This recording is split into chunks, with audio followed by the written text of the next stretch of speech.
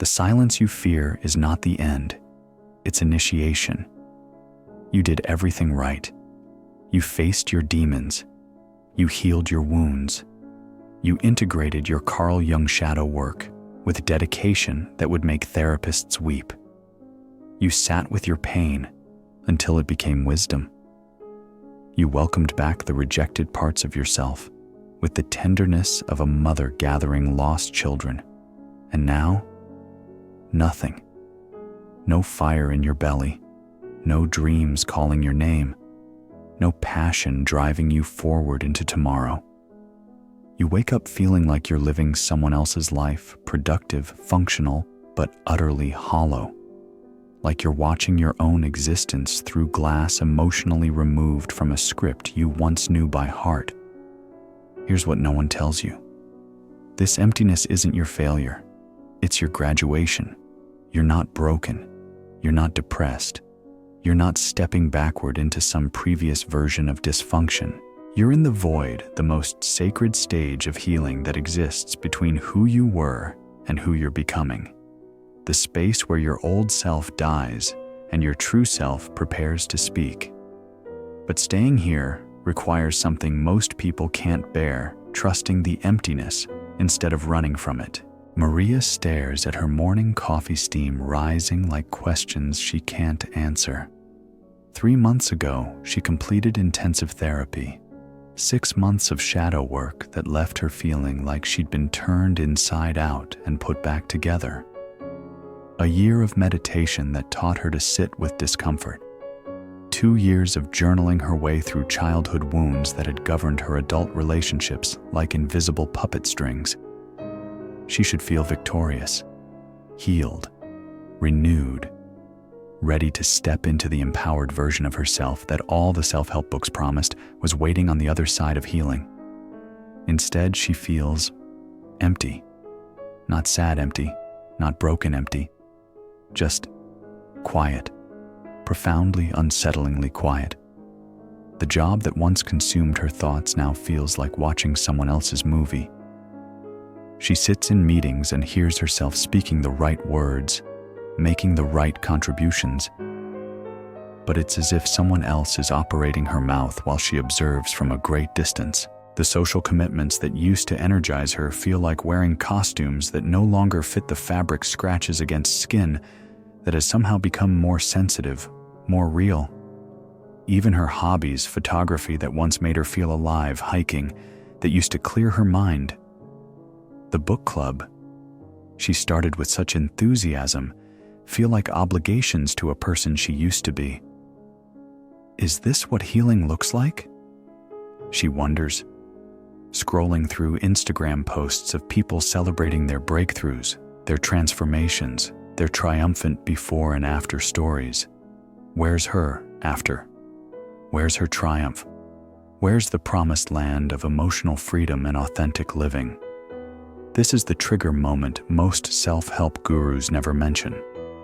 The stage where you've done the work, faced the Carl Jung shadow, integrated the rejected parts of yourself, and instead of feeling empowered, you feel nothing. Not peaceful nothing. Not centered nothing. Just vast, echoing what now nothing.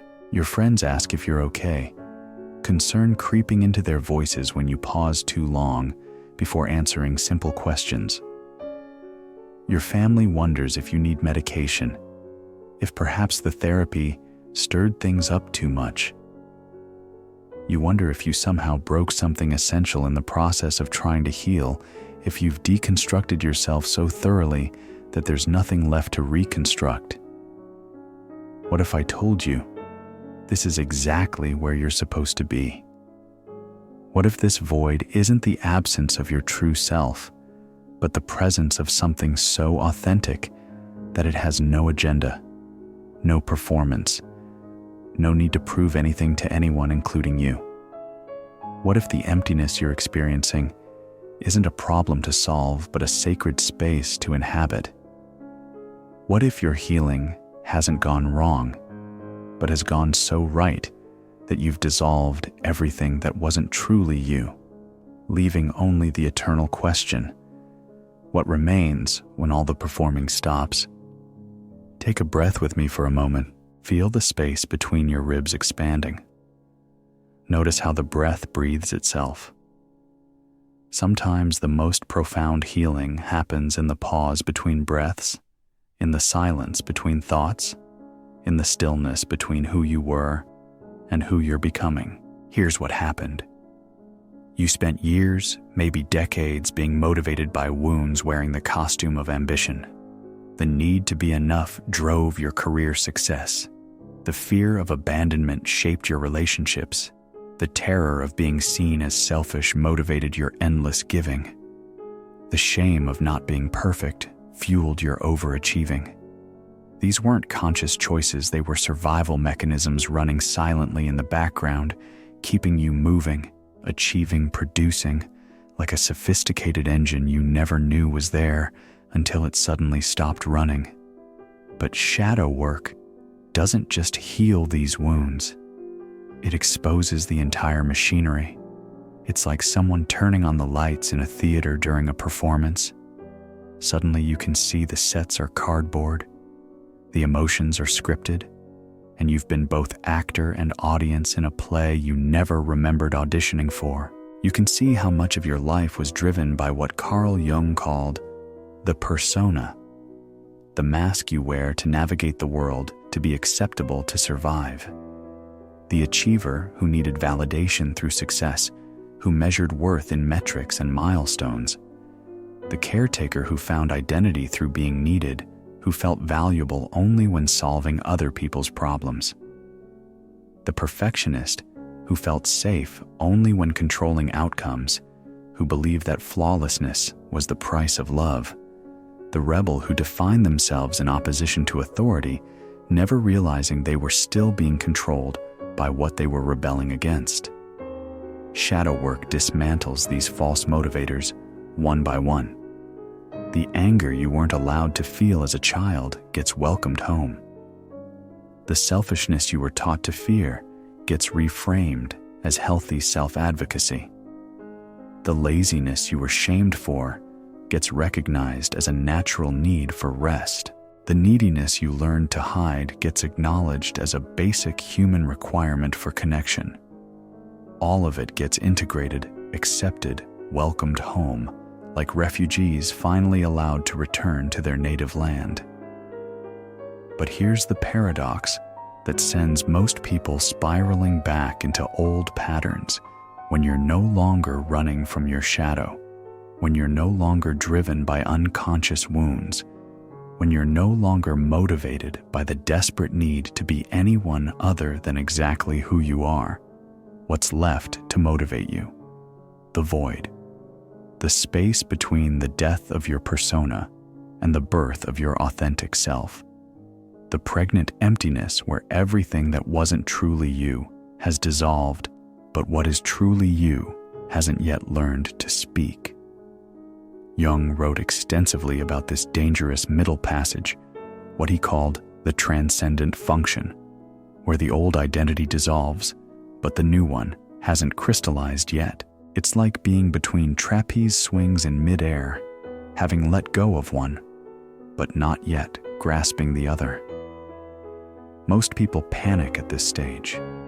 They rush back to old patterns, old motivations, old ways of being just to feel something, anything, rather than sit in the terrifying freedom of not knowing who they are when they're not trying to be someone else.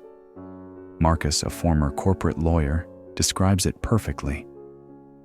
I spent 15 years climbing ladders I didn't even want to climb, driven by my father's disapproval that I'd never processed. The man never said he was proud of me, so I became addicted to external validation, winning cases, making partner, buying expensive things to prove I'd made it. After therapy, after shadow work, I could see it all so clearly. The lawsuits that used to energize me felt meaningless. The money that used to matter felt empty. The status that used to define me felt like wearing someone else's clothes. I wasn't depressed, I was just done with being motivated by wounds, but I didn't know what would motivate me instead. This is where most people think they're moving backward. They interpret the void as depression, as laziness, as spiritual bypassing, as some kind of therapeutic failure. They start creating new goals, new projects, new ways to feel productive, just to escape the discomfort of not knowing. They rush into new relationships, new careers, new identities, to avoid sitting in the pregnant pause between who they were and who they're becoming. But what if the void isn't something to escape? What if it's something to inhabit? What if this sacred emptiness is your psyche's way of creating space for something unprecedented, a life motivated not by wound or fear or need, but by the quiet authority of your essential self? Pause here. Notice what's arising in you as you hear this. Resistance, relief, recognition, terror, curiosity. Whatever it is, let it be exactly what it is. This is your authentic response to truth. Pay attention to it. The caretaker in you might be panicking. If I'm not giving endlessly, who am I?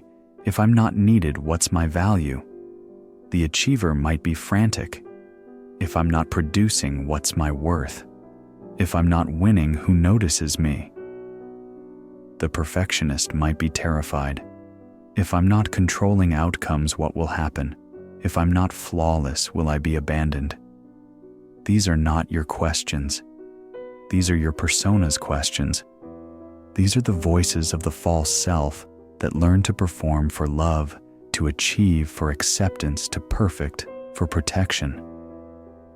Your essential self doesn't ask these questions because it doesn't need external validation to know its worth. It doesn't need constant motion to feel alive. It doesn't need achievement to feel valuable. It doesn't need perfection to feel lovable. It simply is. And in the void, for the first time, you get to meet it. Here's the revelation that changes everything. The void isn't the absence of your purpose. It's the presence of your unmediated self. For years, you've been asking, what should I do? What's my calling? What's my passion? How do I find my purpose? These are the wrong questions. They assume that your worth comes from doing, from producing, from contributing something external to the world, from justifying your existence through measurable output. But Jung understood something radical, that most of modern psychology still struggles with individuation.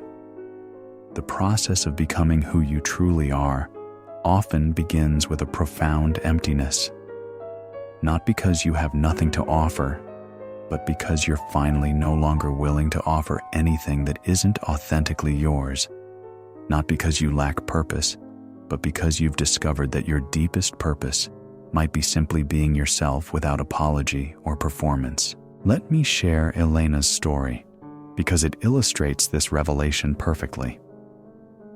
After 2 years of intensive therapy for childhood trauma, she found herself in exactly this void. A successful marketing director, mother of 2 seemingly thriving from the outside, beautiful home, loving husband, children who adored her, a career that others envied. But inside, nothing. No motivation to advance her career, no excitement about future plans, no drive to be anywhere other than exactly where she was, no ambition to become anyone other than exactly who she was in this moment. People kept asking me what I wanted to do next, she says. And for the first time in my life, I had no answer. Not because I was confused, but because I finally stopped pretending to want things I thought I should want. I realized I'd been living someone else's idea of success, chasing goals that felt important because I'd been told they were important, not because they actually mattered to me. Elena had spent her entire adult life motivated by proving she wasn't the difficult child her parents had labeled her. Every promotion, every perfect dinner party, every volunteer commitment, every carefully curated Instagram post was unconsciously designed to show the world and herself that she was good, worthy, acceptable, successful, everything her parents had seemed to doubt she could become. I was exhausted from trying to be impressive, she admits. And I didn't even realize that's what I was doing until I stopped being able to do it. The therapy had worked too well. I could see through my own performance. But then what? Who was I if I wasn't trying to prove something? But after shadow work, after integrating the parts of herself she'd rejected, the anger, the selfishness, the laziness, the neediness, the messiness, she could see the machinery. The endless doing wasn't coming from inspiration. It was coming from wound. Every achievement was an unconscious argument for her worthiness. Every goal was a desperate attempt to outrun the feeling that she wasn't enough exactly as she was. I realized I had no idea what I actually wanted because I'd been so busy wanting what I thought would make me lovable. I'd never asked myself what I actually enjoyed, what actually interested me, what actually felt true for me when no one was watching and no one was keeping score. This is the portal. This is the sacred threshold. When you can no longer be motivated by your wounds, when performance feels impossible, when the old ways of being lose their grip on you, this is when your true self gets its first chance to speak. But your true self speaks in whispers, not shouts. It suggests, it doesn't demand. It invites, it doesn't compel. Here's what makes this stage so difficult. Your true self doesn't speak in the language of goals and timelines and 5-year plans. It speaks in the language of being, of presence, of simple, unadorned existence, of what Jung called just being what one is. Your true self might say, I want to sit in the garden longer. I want to have real conversations. I want to create something just because it feels good to create. I want to help, but only when it flows naturally, not because I should. I want to rest without earning it. I want to love without performing it. These aren't grand ambitions. They're not impressive goals. They're not going to impress anyone at dinner parties or look good on your LinkedIn profile, but they're true. And in a life built on performance and achievement, truth feels revolutionary. Jung called this the transcendent function, the bridge between who you've been and who you're becoming. But bridges require faith. They require trusting the process even when you can't see the other side. They require believing that what's emerging is more real than what's dissolving, even when what's dissolving feels like everything you've ever known about yourself. In the void, you're asked to trust something unprecedented, that your value isn't contingent on your productivity, that your worth isn't measured by your achievements, that your identity isn't dependent on your roles, that your lovability isn't conditional on your performance. This is terrifying for the ego. The ego's job is to maintain the illusion of control, to keep you moving, to convince you that you are what you do. But the Carl Jung shadow work you've done has weakened the ego's hold. You can see through its stories now. You can recognize its voice as just one voice among many, not the ultimate authority it pretended to be. And in that seeing, in that disillusionment space, opens up for something that was always there, but could never be heard over the noise of your driven, wounded, performing self, your essential nature, not the nature that needs to prove itself, but the nature that simply is. Not the self that seeks validation, but the self that rests in its own inherent worth. Not the identity that's built on doing, but the being that exists prior to all doing. Elena describes the moment it shifted. I was sitting in my garden doing absolutely nothing for the first time in months, not planning, not organizing, not solving anyone's problems, not even meditating or being intentionally mindful, just sitting. And suddenly I realized this is enough. I am enough. Right here, doing nothing, being no one special, contributing nothing measurable to the world. I am enough. This isn't spiritual bypassing or New Age positivity. This is the hardest thing the human psyche can do, rest in its own inherent worth without external validation. This is recognizing that your existence doesn't need to be justified. Your being doesn't need to be earned.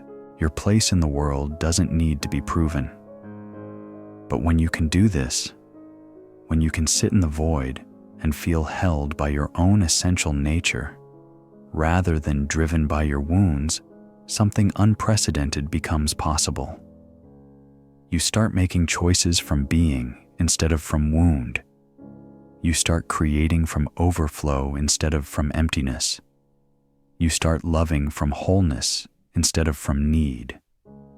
You start living from truth instead of from fear. Take a moment to breathe with this.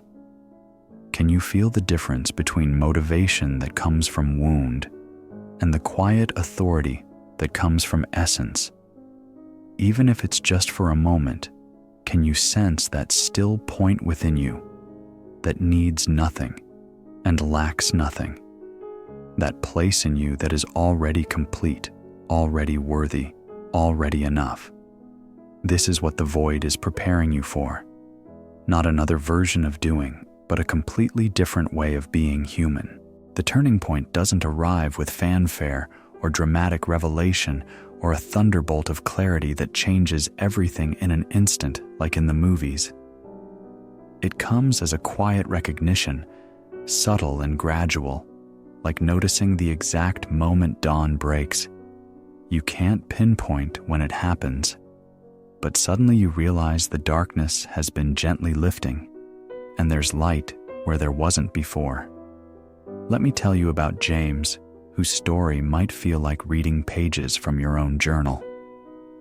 A former investment banker who thought he was having a nervous breakdown, who spent months convinced that something was seriously wrong with him, that the therapy had somehow damaged his ability to function in the world he'd worked so hard to succeed in. After successfully confronting his Carl Jung shadow through 2 years of intensive therapy, dealing with the workaholism that masked his deep fear of being ordinary, the rage he'd buried since childhood, when his emotions were consistently dismissed as too much by parents who valued achievement over authenticity, the emotional numbness he'd cultivated to survive his demanding family, who measured love and accomplishments and disappointment in anything less than perfection.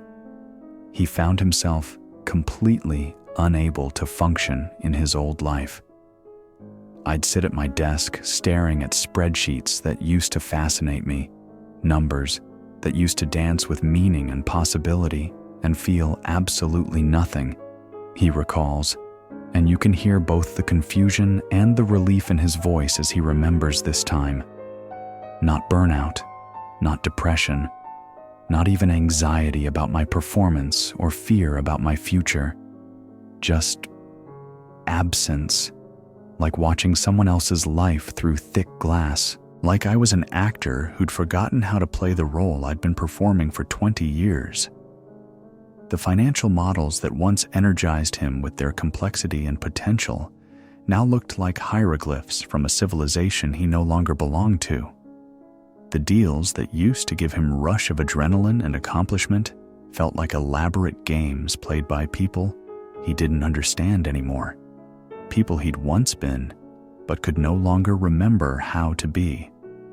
The money that used to matter, that used to feel like scorecard for his worth, felt empty, weightless, like monopoly bills from a game he'd outgrown. The status that used to define him felt like wearing a costume that no longer fit, uncomfortable and constraining and obviously fake.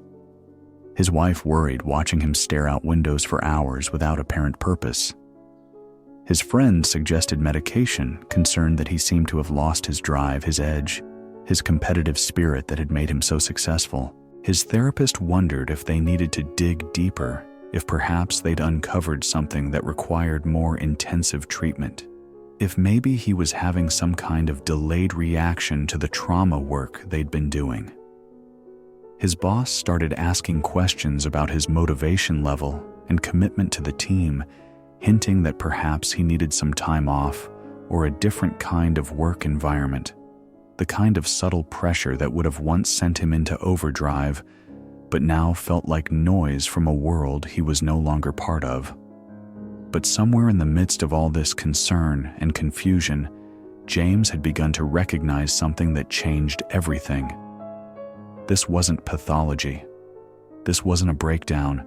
This wasn't therapeutic failure or delayed trauma response or some kind of psychological damage that needed to be fixed.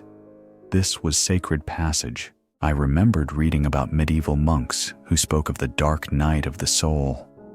He says, not as suffering to be endured or overcome, but as a necessary dissolving of the false self before the true self could emerge. I started wondering, what if this emptiness isn't a problem to solve, but a process to trust? What if I'm not broken, but breaking open? What if this isn't the end of my story, but the beginning of my real one? This recognition that the void might be sacred rather than pathological changes everything about how you experience it. This is the turning point. Not when the emptiness ends, but when you stop trying to end it. Not when motivation returns, but when you stop demanding that it return in familiar forms. Not when you know what comes next, but when you become comfortable not knowing, when you start to trust the not knowing as a sacred state rather than a problem to solve. Not when you feel better, but when you realize that feeling empty might be exactly what healing looks like when it goes deep enough to touch the core of who you are. The void is not depression and understanding. This distinction is crucial for anyone navigating this stage of healing. Depression says, nothing matters, including me. The void says, everything matters, but not in the way I thought, including me, but not in the way I thought. Depression feels heavy, stuck, hopeless, like being buried under layers of concrete with no possibility of escape. The void feels spacious, open, pregnant with possibility, like standing in a vast cathedral, waiting for a service to begin, sensing that something sacred is about to happen, even though you don't know what it will be. Depression wants to retreat from life, to hide, to become smaller, to disappear completely. The void wants to engage with life, but only authentically, only from truth, only from the real self, rather than the performing self, only in ways that honor the essential nature that's emerging. Depression numbs feeling, creates a wall between you and your experience, makes everything feel flat and gray and distant. The void heightens sensitivity. You feel everything more acutely, but you're no longer driven to react, fix, perform, or manage based on those feelings. You become a more sensitive instrument, not a more reactive one. James began to experiment with this new way of being, treating the void not as a problem, but as a teacher. Instead of forcing himself back into productivity, he practiced what he called purposeful purposelessness. He would sit with his morning coffee until it felt natural to move, sometimes 10 minutes, sometimes an hour, letting his body dictate the timing rather than his schedule. He would take walks without destinations, letting his feet choose the direction, discovering parts of his neighborhood he'd never noticed despite living there for years. He would have conversations without agendas, asking questions he was genuinely curious about, rather than questions that would make him look smart or accomplished or professionally valuable. It was terrifying at first, he admits. My whole identity had been built on being useful, productive, always moving towards something bigger and better. I was the guy with the 5-year plan, the quarterly goals, the daily metrics that measured my worth. But slowly, I started to sense something underneath all that motion. Something that didn't need to go anywhere or become anything because it was already complete. He describes this discovery as learning to be friends with silence, to appreciate spaciousness rather than constantly trying to fill it with activity or achievement or stimulation. I'd always filled every moment with activity, with noise, with stimulation, with the kind of busyness that made me feel important and valuable. He reflects. But in the void, I started to appreciate the spaces between things, the pause between thoughts, the stillness between breaths, the quiet between words in conversation, the emptiness between activities. I realized I'd been so afraid of silence that I'd never heard what it had to offer. This is what mystics throughout history have called the uncarved block, the state of being that exists prior to all conditioning, all roles, all attempts to become someone impressive or valuable or worthy of love. In psychological terms, Jung would say James was accessing what he called the self, with a capital S, not the ego self that needs constant validation and external confirmation of its worth, but the essential self that simply is, that was never wounded, that never needed to prove anything. But here's the paradox that makes this stage so challenging, and why most people retreat back into familiar patterns before they can receive its gifts. Accessing your essential self often requires losing everything you thought you were: your identity, your motivations, your sense of direction, your goals, your ambitions, your ways of measuring progress, your methods of feeling valuable. All of it must be surrendered to make space for what was always true, but could never be heard over the noise of your performing, achieving, trying to be worthy self. This might be a good moment to pause and ask yourself, what am I holding on to that keeps me from resting in my own inherent worth? What role, what identity, what way of being would I need to release to make space for what's trying to emerge? What would happen if I stopped trying to be impressive and started being authentic? What would change if I trusted that I'm already enough? James's wife noticed the change before he did. The way people closest to us often recognize our transformations before we do. "You're different," she said one evening as they sat on their porch watching the sunset without talking, without checking phones, without needing to fill the silence with plans or problems or productivity. Calmer, more present, less frantic. She was right. The desperate quality that had driven his success was gone. The edge that had made him effective in business had softened without disappearing entirely. The anxiety that had motivated his achievements had transformed into something steadier, more sustainable, more real. "I used to feel like I was always running towards something or away from something," he reflects. Success, failure, approval, disappointment. There was always somewhere I needed to get to, or something I needed to avoid. Now I feel like I'm just here, present, available to what is, instead of obsessed with what could be or should be. This is the gift of the void. It strips away everything that isn't essential, leaving only what's true. It's not comfortable. It's not convenient.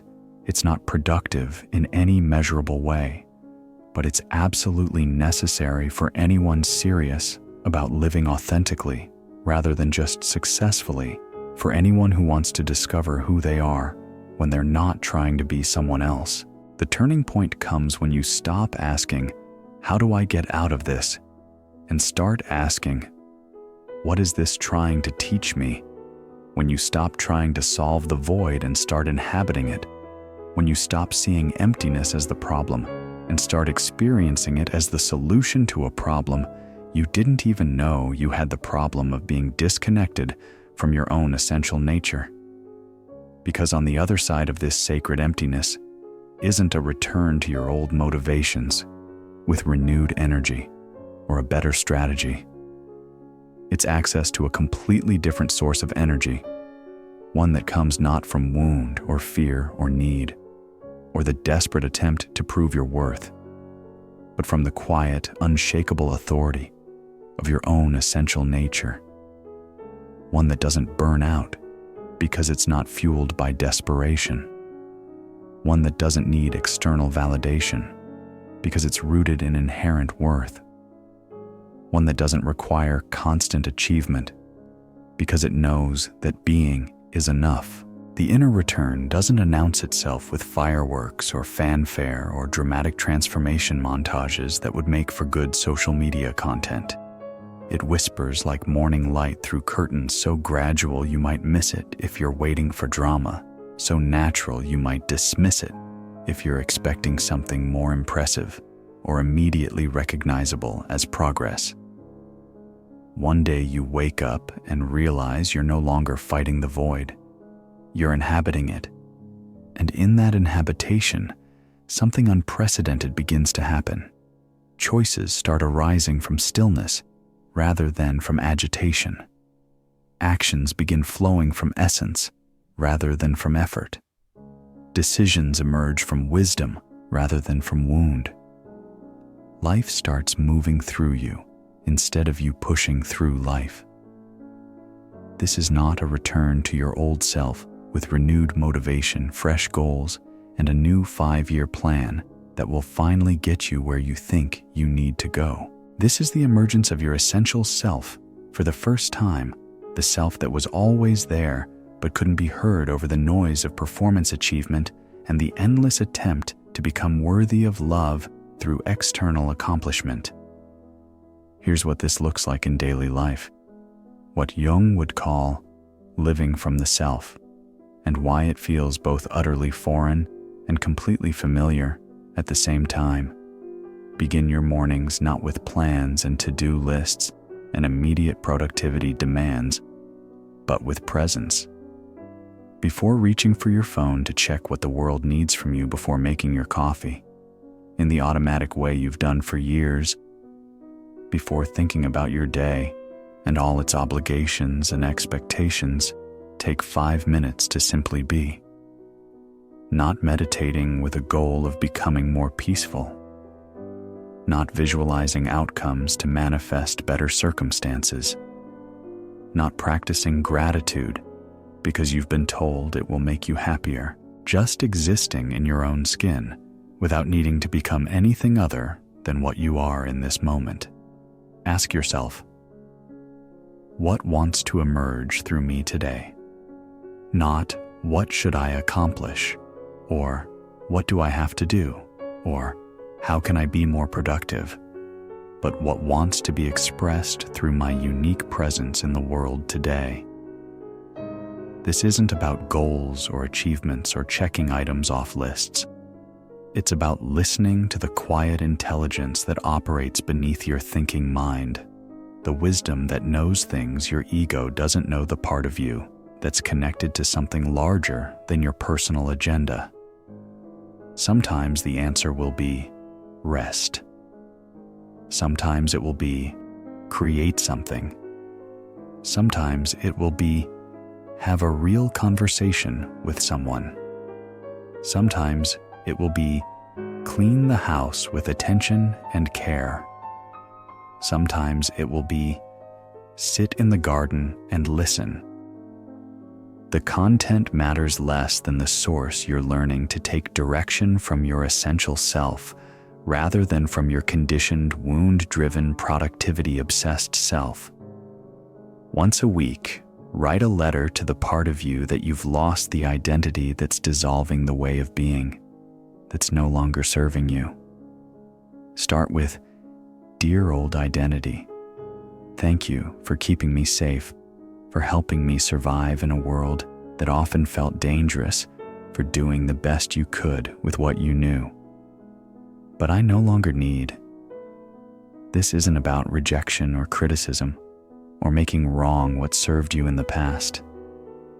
It's about gratitude and conscious release about honoring what got you this far, while acknowledging that you've outgrown the need for protection that required you to be someone other than who you really are. Then write a letter from your essential self to your everyday personality. Start with, "Beloved, I have been waiting for you to stop performing long enough to hear me. I have so much to show you about who you really are, underneath all the trying, all the efforting, all the attempting to be worthy of love." Notice what emerges. These aren't insights you think your way into through analysis or self-improvement strategies. They're recognitions that arise from the depth of who you are, communications from the part of you that was never wounded, never lost, never needed to prove anything to anyone. The void is not empty space, waiting to be filled with new goals, new projects, new versions of your old productivity patterns. It's pregnant space, full of potential, that can only emerge when you stop trying to force it into being, when you stop demanding that it take familiar forms, when you stop insisting that your life look a certain way to be valuable. Think of it as a womb, not a tomb. You're not disappearing. You're gestating. You're not losing yourself. You're finding yourself underneath everything you thought you needed to be acceptable. You're not becoming nothing. You're becoming yourself without apology or performance or the exhausting attempt to justify your existence. Jung wrote, "In the depths of winter, I finally learned that within me there lay an invincible summer. Your void is that winter necessary fertile, preparing the ground for what's to come, creating the conditions for something unprecedented to emerge. Your essential self is that invincible summer always there, waiting patiently for the conditions that allow it to emerge and express itself freely. When your essential self begins to speak, it doesn't communicate in the language of should and must and have to, that your conditioned self is so familiar with. It speaks in the language of genuine desire, authentic interest, real curiosity. It speaks in invitations, not demands, in suggestions, not commandments, in whispers, not shouts. You find yourself drawn to conversations you couldn't have had before, deeper, slower, more real, less performative conversations that matter to your soul rather than your image. You make choices that surprise people who knew the old you. Choices that prioritize authenticity over impression, truth over success, being over doing, connection over networking. You set boundaries without apology because they arise from self-respect, not self-protection. You say no to things that don't align with your truth, not because you're being difficult or selfish, but because you finally know what your truth is, and you're no longer willing to abandon it for the sake of being liked or accepted. You begin to create not because you have to prove something or achieve recognition or build a personal brand, but because something wants to be born through you, because you're contributing from overflow rather than from emptiness, because expression feels natural when it's not filtered through the need to be impressive. You engage with your work, not because you need external validation or because you're afraid of what will happen if you don't perform, but because the work itself calls to something essential in you, because you're participating in life rather than trying to control it. Take a moment to sense this possibility. Can you imagine making choices from this place? Can you feel what it might be like to engage with life from curiosity rather than compulsion, from love rather than fear, from fullness rather than need, from presence rather than performance? Integration practices that honor the journey. Shadow dialogue. When old patterns arise, the need to prove yourself, the compulsion to achieve, the fear of not being enough, the drive to be impressive, Don't fight them or judge them or try to eliminate them. Dialogue with them. Thank you for trying to protect me. I see you. I understand why you developed. You helped me survive when I didn't know any other way, but I'm choosing differently now. This honoring and choosing creates integration rather than suppression. Essence meditation. Sit quietly and ask, what is my essential nature? Who am I when I'm not trying to be anyone? What remains when all the performance stops? Don't think your way to an answer or try to figure it out intellectually. Wait for the answer to arise. It might come as a feeling, an image, a sense of peace, a knowing that has no words, a quality of being that feels like coming home. Void appreciation. Instead of trying to fill empty time with activity or stimulation or productivity, appreciate it. Let yourself be bored. Let yourself feel directionless. Let yourself not know what comes next. This isn't laziness or depression or wasting time.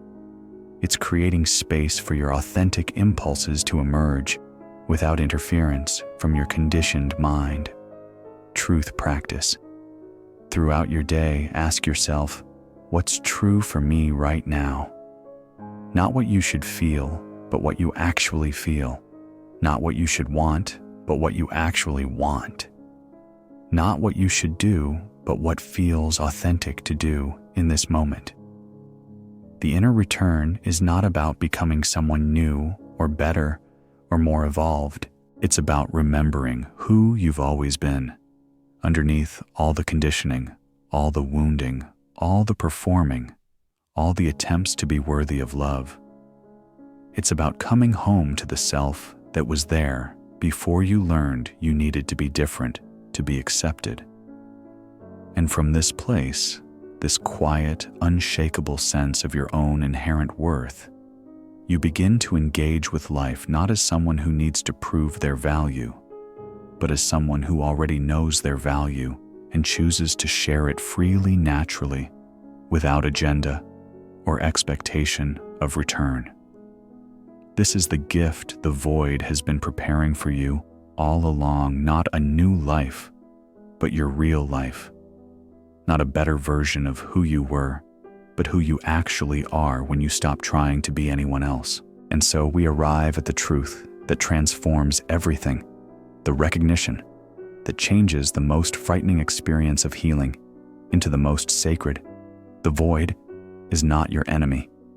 It's your womb. Every mystic who ever lived, every depth, psychologist who ever practiced, every person who has made the courageous journey from false self to true self has had to pass through this sacred emptiness. It's not a detour from your healing. It's the completion of it. It's not a sign that something went wrong. It's proof that everything went right. Jung knew this when he wrote about the individuation process, when he described the dark night that must come before the dawn of authentic selfhood. He understood that becoming who you truly are requires first unbecoming everything you're not. The void is your unbecoming, the sacred space where everything that isn't essentially you falls away, leaving only what has always been true, only what was never dependent on external validation or achievement or performance. You are not broken for being here. You are not lost. You are not moving backward. You are not failing at life or healing or spiritual growth. You are in the most sacred passage available to human consciousness, the return to essence, the remembering of your inherent worth, the recognition that you never needed to become worthy, because you already are. Trust the emptiness. Trust the not knowing. Trust the quiet space between who you were and who you're becoming. Trust that what's emerging is more real than what's dissolving, even when what's dissolving feels like everything you've ever known about yourself. The world will try to convince you that this emptiness is a problem to solve a depression, to medicate a phase, to move through as quickly as possible. But you know better now. You know that some sacred processes can't be rushed, that some gifts can only be received in silence, that some truths can only be heard when all the noise stops. If this resonates with something deep in your being, I invite you to share your experience in the comments. Not for inspiration or motivation, but for connection. So others walking through their own void know they're not alone in this sacred passage. So the people who need to hear this know that the emptiness isn't the end of their story, it's the beginning of their real one. Your void is not a problem to solve. It's a doorway to walk through. And on the other side waits not a new version of your old self, but your essential self, quiet, whole, unshakable, and infinitely worth the journey through the darkness. The void is calling you home. It's time to answer.